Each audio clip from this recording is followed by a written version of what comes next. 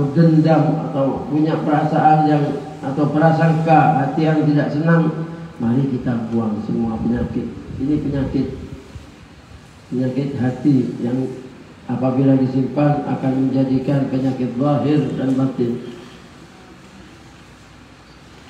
Sebab apa? Sebab paling jelek-jeleknya orang menyimpan dalam hati itu yaitu menyimpan apa? Menyimpan rasa tidak senang sesama saudara kita, sesama umat Islam. Menyimpan dendam, menyimpan hati yang merasa dia musuh. Itu mari kita buang semua. Itu penyakit. Apabila kita simpan akan menjadikan penyakit zahiran wa batinan. Apa penyakit zahirnya? Penyakit jelas, penyakit yang kelihatan, yaitu penyakit pikiran. Penyakit pikiran ini lebih bahaya dari penyakit penyebab dari masalah makanan, seperti jantung, darah tinggi, kencing manis. Yang paling bahaya itu bukan dari makanan, dari pikiran. Benci, dendam dan lain sebagainya itu menimbulkan penyakit pikiran dan akhirnya jantung, kencing manis, darah tinggi, akhirnya kena penyakit komplikasi. Alhamdulillah. Makanya itu penyakit jangan disimpan di hati, dibuang. Penyakit batin apa? Penyakit batinnya kita tidak akan bisa khusyuk kepada Allah, tidak akan bisa menghadap khudu, tidak akan bisa menyatu kepada Allah, tidak akan bisa menyatu kepada Rasulullah sallallahu alaihi wasallam. Tidak akan merasa nikmat beribadah kepada Allah. Tiap-tiap kita menyembah kepada Allah, tiap-tiap kita mengerjakan lazim, motif dan hilalah, yang ada di depan kita yang orang yang tidak disenangi oleh kita datang menjelma, hadir menjadikan kiblat kepada kita. Itu harus dibuang penyakit. Jangan menyimpan penyakit hati sesama saudara kita, sesama ikhwan, sesama umat Islam, karena itu menimbulkan penyakit yang tidak akan bisa hudur kepada Allah. Dan akhirnya ibadah kepada Allah bukan dengan senang hati, tapi karena terpaksa, akhirnya tidak akan ibadah kepada Allah. Alhamdulillah. Ya, dari situ kita ikhwan dalam acara ini halal bihalal. Apa sebab sebaik-baik orang yang baik, sebaik-baiknya orang yang ibadah yang baik, kalau diteliti, dikoreksi jeleknya itu ada. Sebaik-baik orang yang baik, bila dikoreksi, diteliti jeleknya itu pasti ada. Sudah katanya sampean ada orang ini baik, ini masya Allah, coba teliti jeleknya itu ada tidak? Pasti ada. Pasti ada. Makanya tidak ada orang sempurna kecuali Rasulullah sallallahu alaihi wasallam. Sehingga Rasulullah bersabda, kullu bani Adam khata'un wa khairu khata'in at-tawwabun. Kullu bani Adam khata', semua anak Adam ini pernah nyalah kepada Allah.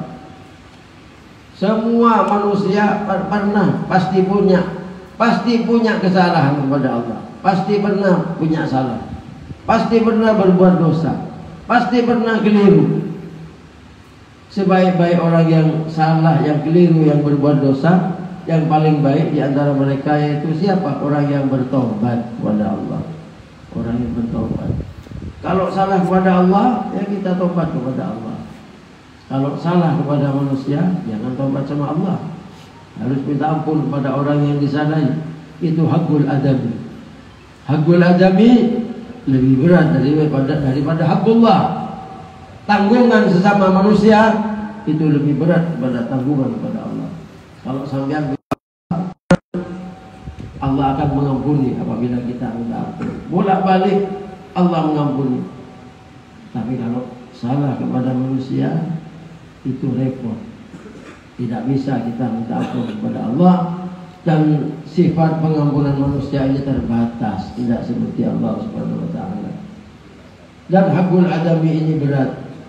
Hakul adami berat. Sehingga Rasulullah bersabda, bainal abdi wal jannati sab'u aqabatin ahwanuha al-maut wa as'abuha al-uquf baina yadayillah idza ta'allaqa al-madlumin bil-zalimin baina al-'abdi wal jannati, antara seorang hamba dan surga. Sab'u aqabatin, itu harus melewati 7 rintangan.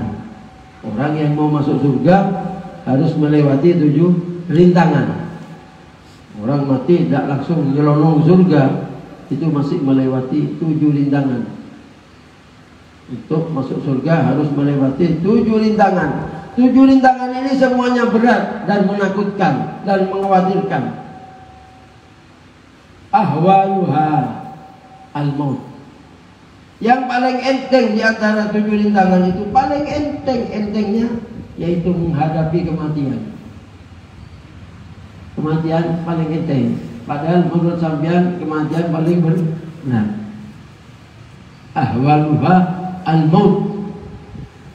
Paling entengnya 7 rintangan untuk masuk ke surga yaitu menghadapi kematian. Sedangkan apabila kita dikatakan sampean besok mati apa, belum dicabut nyawanya sudah mati dari takut. Ahwaluha al-maut. Al-mautu jisrun. Mati itu adalah jembatan. Yusilul habib ilal habib, yang menyampaikan kekasih kepada kekasihnya. Kita semua harus melewati jembatan mati untuk masuk surga, untuk masuk ke akhirat. Untuk masuk ke alam akhirat harus melewati jembatan mati. Paling entengnya mati. Kita paling takut mati. Nomor 2 apa? Kita hidup di dunia paling takut apa? Takut miskin, takut tidak punya uang. Sedangkan 2 itu sudah difirmankan oleh Allah, ala inna awliya Allah la khawfun alaihim wa la hum yahzanun. Kekasih Allah itu tidak pernah takut dan tidak pernah khawatir. Tidak takut mati, tidak takut miskin. Itu wali ya. Wa as'abuha, yang paling berat. Apa yang paling berat? Di antara 7 yang paling berat-beratnya berat menghadapi rintangan tersebut untuk masuk surga, al-uqufu baina yadayillah, yaitu ketika orang ini dihadapkan kepada Allah. Orang ini dipanggil ngadep kepada Allah. Apa sebab kok dihadapkan kepada Allah? Idza ta'allagal madlumin bil zalimin. Apabila ada hubungan antara orang yang menganiaya dan orang yang dianiaya. Paling berat-beratnya bukan menghadap kepada malaikat maut, bukan menghadap kepada mungkar wa nakir, bukan menghadap kepada malaikat malik, bukan ada di titian, bukan menghadap di timbangan. Tapi yang paling berat dihadapkan kepada Allah ketika orang itu punya urusan dengan orang lain, menganiaya orang lain, menyakiti orang lain, menipu orang lain, menghina orang lain, mengambil hak orang lain dan lain sebagainya. Sehingga orang ini tidak ada yang lebih ditakuti, tidak ada yang lebih ditakuti dari semuanya. Yang paling ditakuti ketika menghadap kepada Allah dan Allah murka kepada orang tersebut. Kenapa kamu kok menghina itu, kok mengambil hak itu, kok menipu itu, kok mukul itu, kok menganiaya dan lain sebagainya. Itu yang paling berat, yang paling berat. Makanya yang paling berat-beratnya berat besok hubungan di akhirat, yaitu apabila urusan manusia dengan sesama manusianya. Kalau urusan dengan Allah gampang diampuni, yang hidup bisa mengampuni. Makanya kata Rasulullah, dosa itu ada 3. Ada 1 dosa tidak bisa diampuni, tidak bisa diampuni. Ada dosa bisa diampuni. Nomor 3, ada dosa proses yang diampuni. Kata Rasulullah, dosa yang tidak bisa diampuni siapa? Yaitu orang mati kafir atau orang mati syirik atau murtad. Innallaha la yaghfiru ayyushraka bihi wa yaghfiru ma duna dzalika liman yasha. Innallaha la yaghfiru ayyushraka bihi. Allah tidak akan mengampuni bagi orang yang syirik yang kafir, ya, yaitu orang yang bertuhan kepada lainnya Allah. Orang yang menyembah kepada lain Allah, Allah tidak akan mengampuni orang itu kalau mati, dan tidak akan bisa diampuni, dan orang semua yang hidup tidak akan bisa menolong kalau sudah mati kafir. Wa yaghfiru ma duna dzalika liman yasha. Allah akan mengampuni dosa lainnya, syirik bisa diampuni, walaupun dosa orang ini dosa besar, walaupun ini orang pokoknya tidak syirik, Allah bisa mengampuni orang tersebut. Diampuni dari orang lain bisa diampuni, orang yang mati tersebut masih bisa didoakan dan lain sebagainya. Tapi kalau mati syirik sudah bisa, tidak bisa dikirimi apa saja, Yasin, tahlil, tidak bisa, karena matinya syirik. Wala tusalli ala ahadin mata abadan wala taqum ala qabrih.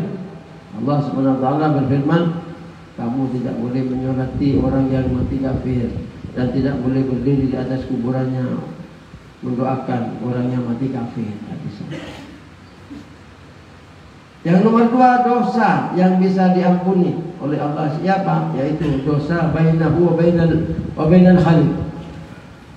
Dosa antara dia dan Allah. Seperti orang sholatnya enteng, sholat tak sholat, puasa tak puasa, orangnya nakal, ahli maksiat. Bagaimana kalau mati tapi dia masih bertuhan kepada Allah, ya. Dia mengakui bahwa Tuhannya dia Allah. Bagaimana kalau orang tersebut mati? Bisa diampuni, malah bisa fidyah, ditebus. Siksaan api nerakanya bisa ditebus dengan bacaan-bacaan. Diterangkan di kitab Al-Fawzul Najah, bisa ditebus dengan pembacaan Qul 100.000 atau baca La ilaha illallah 70.000 di keterangan hadis yang lain. Dan di sini ada diterangkan di Kashful Hijab marratan wahidatan, dengan diterangkan di Kashful Hijab, 1 salawat fatih juga bisa fidyatul minan nar. 1 salawat fatih.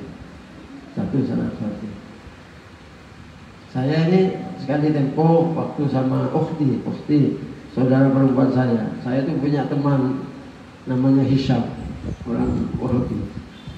Hisham dulu tetangga, itu teman mulai kecil. Saya bersama ukhti sama saudara perempuan saya ke kuburannya orang tua saya. Akhirnya si ukhti ini bilang ke saudara perempuan saya, Idrus itu teman sampean Hisham dulu yang waktu kecil, kuburannya itu di sana. Akhirnya saya pergi ke sana. Saya tuh baca salawat fatih. Dia itu tidak pernah sholat, sama Wahabi. Wah, orang ini cacat, pakai tongkat.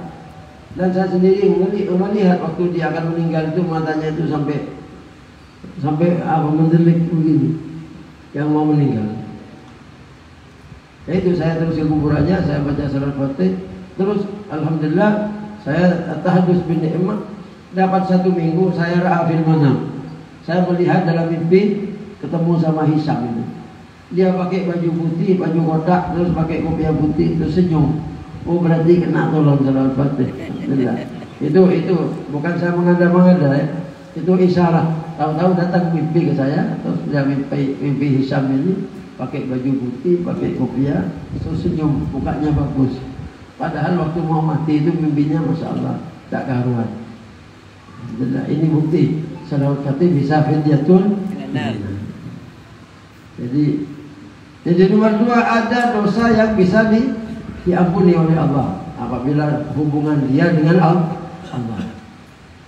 Yaitu selama hubungan dia dengan Allah itu cuma melanggar karena ngentengkan sholat, ngentengkan tidak sholat, jarang sholat dan lain sebagainya. Tapi kalau hubungan dia dengan Allah sampai fatal, seperti suudzon, menyangka jelek kepada Allah, itu bahaya. Kalau ada orang suudzon menyangka jelek kepada Allah apabila dia diberi miskin atau dia ibadah, tahu-tahu dia bangkrut, terus suudzon, itu bisa mati murtad. Alhamdulillah. Yang ketiga, ada dosa yang mau diampuni oleh Allah proses. Tunggu dulu, siapa? Yaitu dosa kepada sesama makhluk, kesalahan sesama makhluk.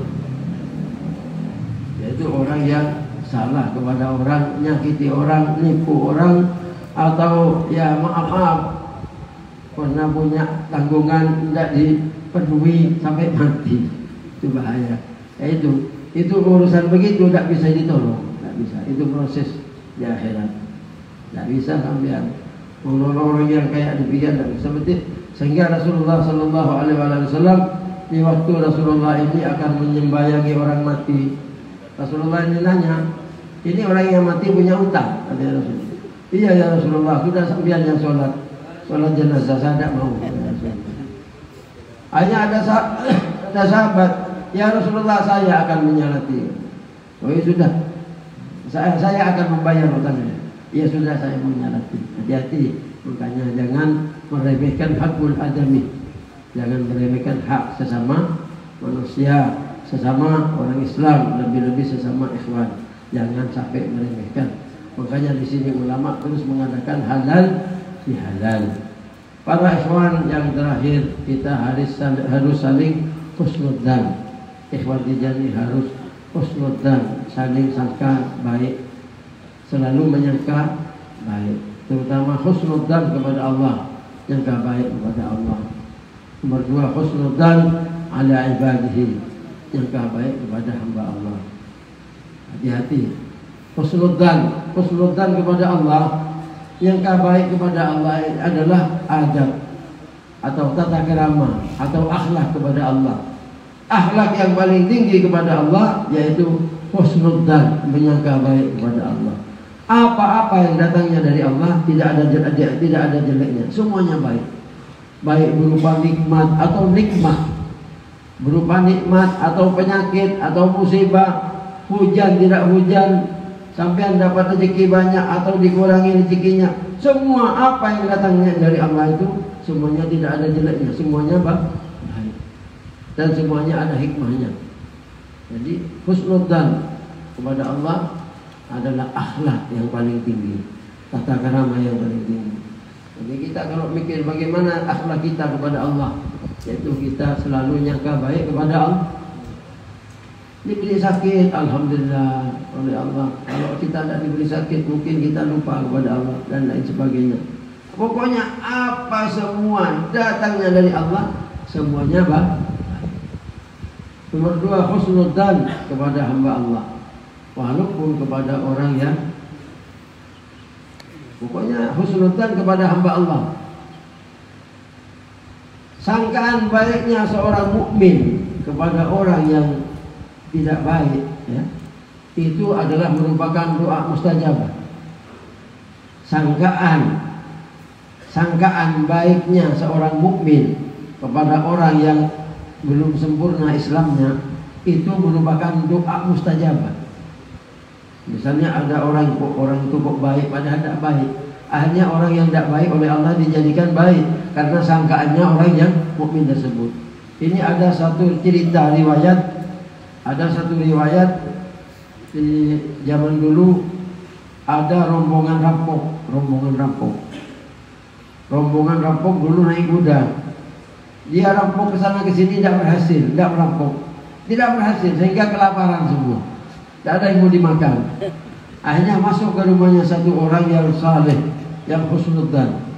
Masuk ke rumahnya seorang yang saleh dan dia mengaku sebagai mujahidin fi sabilillah. Dia mengatakan saya baru perang di jalan Allah padahal rampok.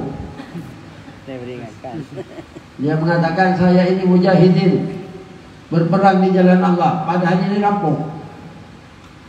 Siapa orang yang tuan rumah yang saleh ini percaya? Langsung dia senang, yang beli kambing dikasih makan, masya Allah, sampai tidur.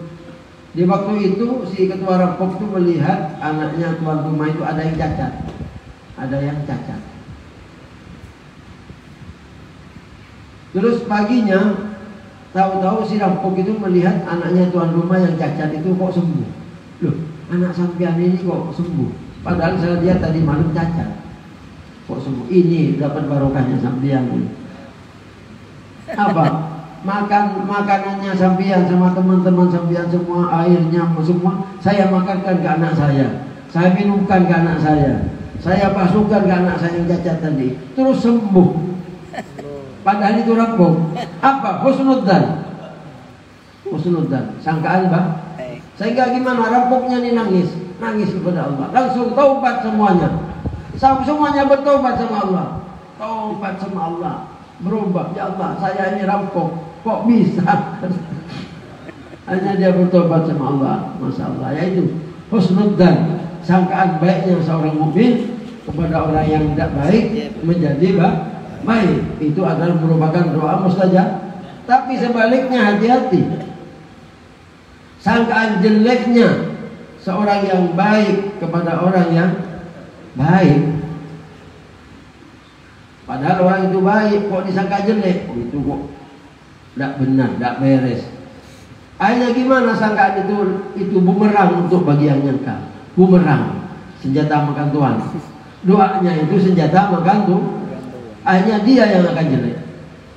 Alhamdulillah, hati-hati.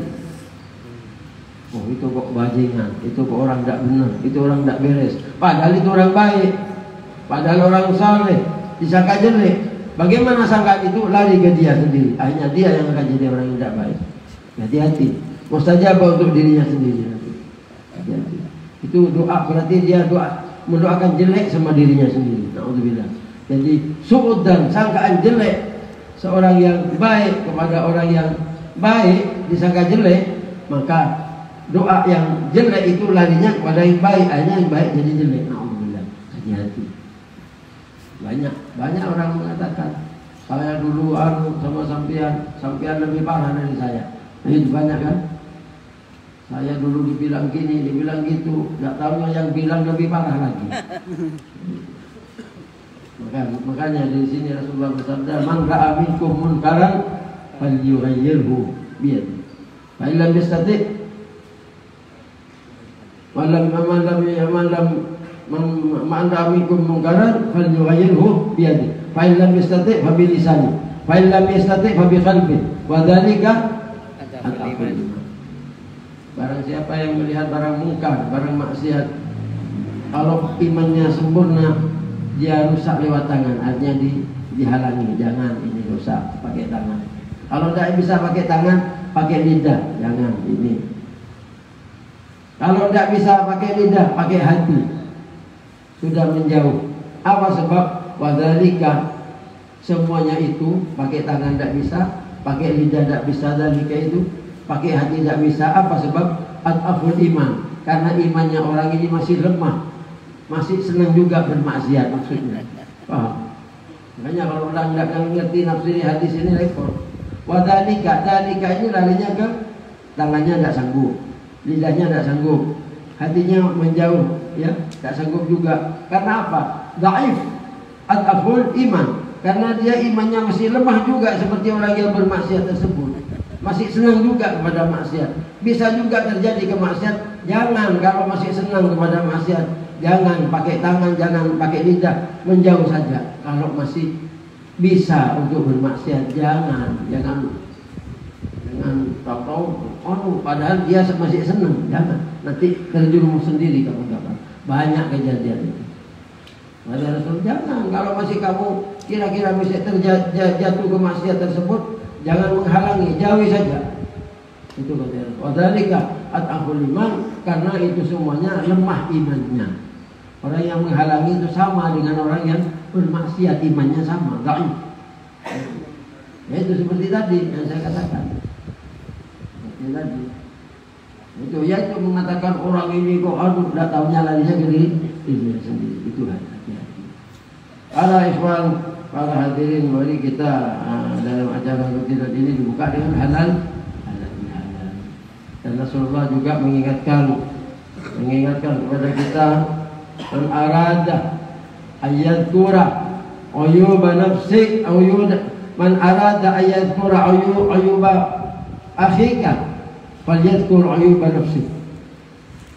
Barang siapa yang ingin membicarakan jeleknya orang lain, jeleknya saudara kamu, kalau kamu ingin membicarakan jeleknya orang lain, ingin membahas kejelekan orang, ingat kata Rasulullah, falyadhkur uyuba nafsi. bahas dulu kejelekannya. Bahas dulu, ingeti. Lihat dulu apa dia pernah berbuat seperti itu. Kalau dia pernah berbuat dan pernah punya tingkah seperti itu, jangan bicara kejelekan orang lain. Hati-hati. Man arada ayatkur ayuba ghairi falyadkur. Kalau ingin membicarakan kejelekan orang, kalau ingin bahas dulu kejelekan sendiri. Kalau di dirinya itu ada seperti itu, jangan bicara kejelekan orang. Hanya di sini apa? Supaya tarekat kita berjalan, supaya tarekat tijani kita, wirid kita, lazim, watifah kita tetap berjalan, tidak ada halangan, hambatan. Makanya sebaik-baik orang yaitu siapa? Orang yang selalu sibuk meneliti dirinya sendiri, kejelekannya sendiri. Kata Rasulullah sallallahu alaihi wasallam, idza ahabbahu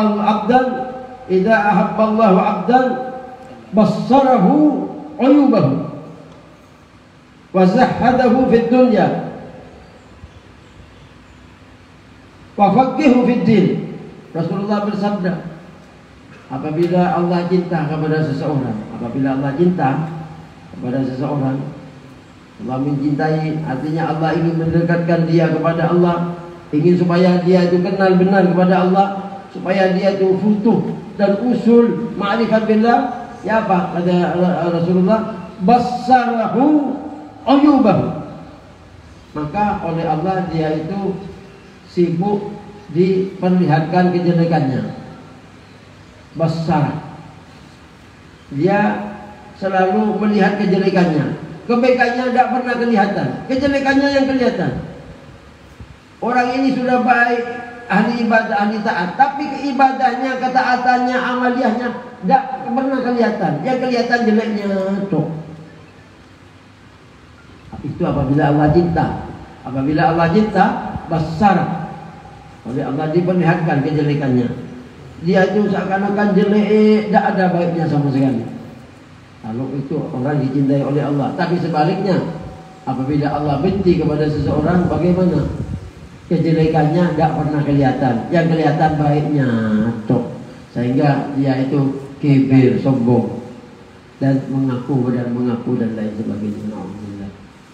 Makanya sebaik-baik manusia, sebaik-baik ikhwan, sebaik-baik orang yang taat kepada Allah, sebaik-baik orang yang beribadah kepada Allah, yaitu orang yang sibuk meneliti jeleknya sendiri. Sejelek-jelek orang yang sibuk meneliti jeleknya orang lain. Alhamdulillah. Mudah-mudahan kita dijadikan orang-orang yang selalu meneliti diri kita sendiri, dan mudah-mudahan kita diakui satu santrinya Sayyidi Syahmud Tijani, diakui adalah santrinya Rasulullah sallallahu alaihi wasallam. Allahumma syurna fi zumrati Abil Faid Tijani wa amidna bi madadi khatmil awliya al-kitmani. Wassalamualaikum warahmatullahi wabarakatuh.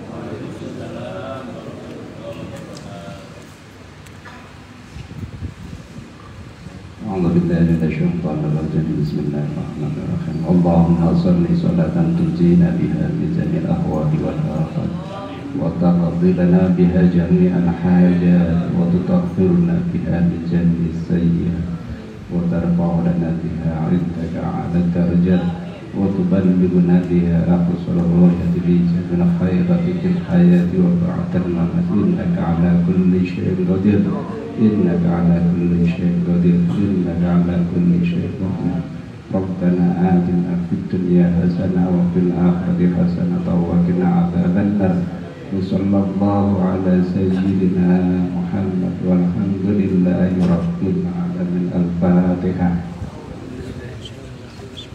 إياك نعبد وإياك نستعين